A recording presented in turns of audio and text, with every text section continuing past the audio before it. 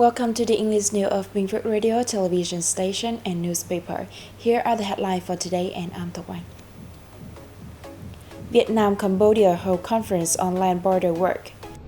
Bình Phước Montecarlo youth hold online talks. Ho Chi Minh City ready to reactivate COVID-19 treatment hospitals. The Commission for Information and Education of the Communist Party of Vietnam Central Committee has held a conference on Vietnam-Cambodia land border work in 2022. Relations between the two countries have seen a number of major achievements in recent years, contributing significantly to the maintenance of political stability, socio-economic development, and the guarantees of defense and security in both countries. Since 2021, the two countries' leaders have engaged in a number of online discussions and conferences, enhanced the frequencies of high-level visits and exchanges, and signed many legal documents as a foundation for bilateral comprehensive cooperation.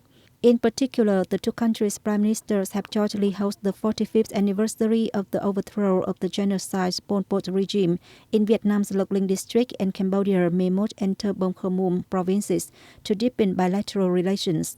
Vietnam currently has 188 investment projects in Cambodia worth nearly $2.8 trillion, while Cambodia has 21 projects in Vietnam worth $64 million.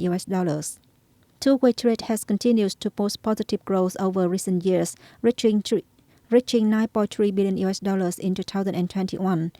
In the first 5 months of this year, trade exceeded $5.44 billion, an increase of nearly 20% year-on-year.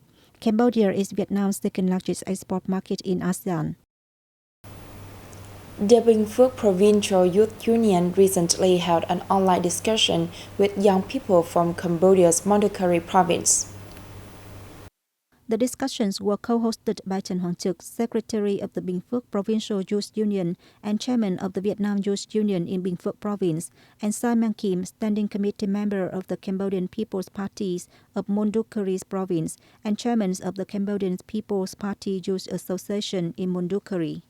They were held in celebrations of the 55th anniversary of diplomatic ties between Vietnam and Cambodia, June 24, 1967-2020.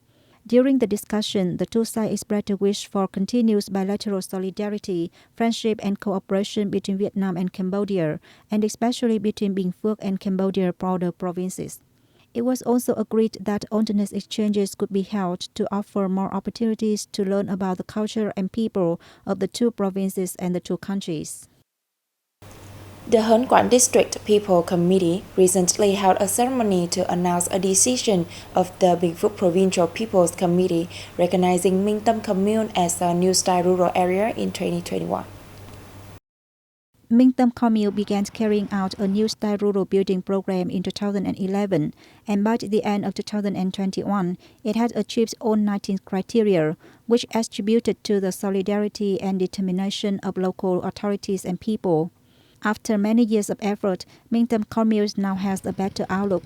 More than 130 kilometers of roads have been cemented, facilitating traffic and trade. All households are able to access electricity. The rate of roads with lighting stands at 39.3%.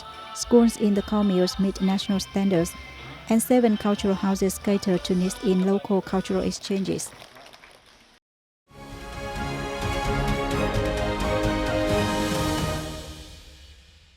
The Department of Health of Ho Chi Minh City has recently requested its medical facilities to get plans ready for the acceptance and treatment of COVID-19 patients in the context of increase in the number of new cases.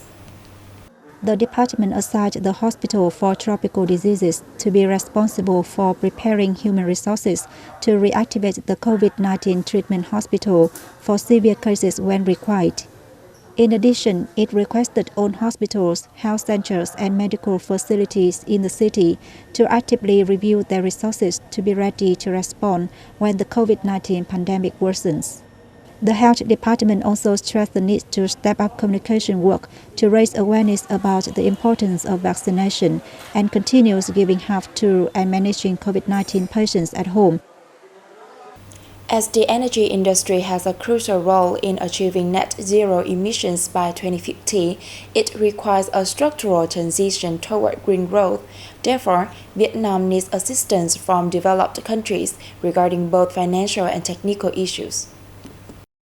According to the Ministry of Planning and Investment, resources are the biggest problem in realizing the goals of the energy transition and moving towards the net zero emissions targets by 2050.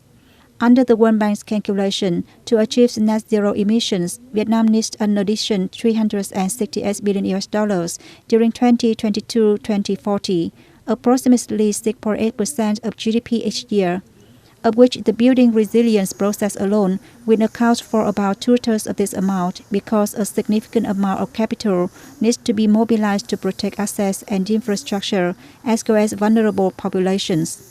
The cost of the decarbonization roadmap is mainly derived from the energy sector, including the expense of investing in renewable energy and managing the transitions away from coal, which would cost about $64 billion during the 2022-2040 period. Vietnam has set out 4 goals under its National Green Growth Strategy, which are to reduce greenhouse gas emissions per GDP, to green economic sectors, to green lifestyles and promote sustainable consumption, and to green the transitions on the principles of equality, inclusion, and resilience. Ha Kak Sam is the proud owner of a 300 square meter sturgeon and salmon farm in Thanh Hóa province.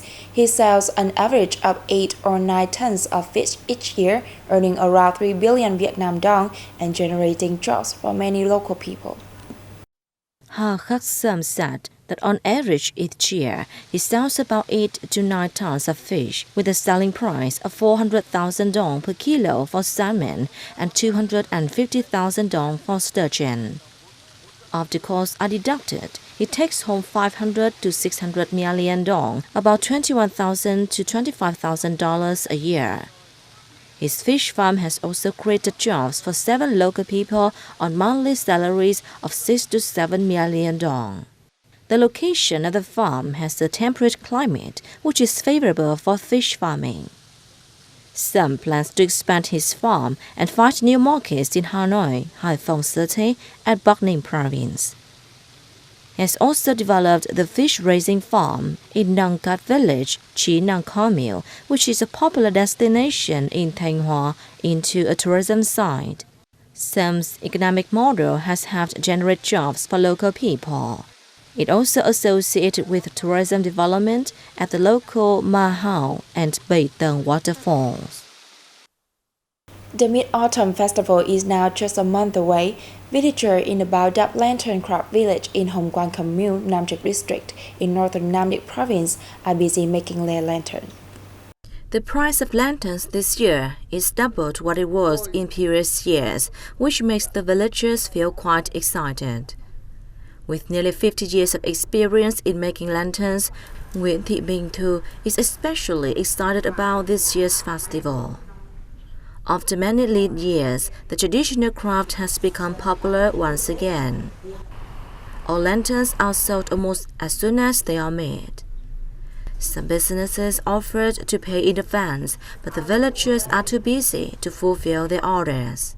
The handmade lanterns from Bao Dap Craft Village are made from simple materials like bamboo, glass paper, and the trunks of jute trees. In the first lunar month of every year, local villagers start preparing the materials needed to make lanterns. The craft has existed for a long time, but earnings in recent years have been poor, and few households have persisted with it. Mid-autumn lanterns were once a source of joy for Vietnamese children. The traditional cultural feature then began to fade away as society developed. Today, however, it has become popular again, which motivates the lantern makers to continue preserving and developing the traditional craft and boost the incomes of rural workers. That's all for today on BPTV News. Thank you for your watching and goodbye for now.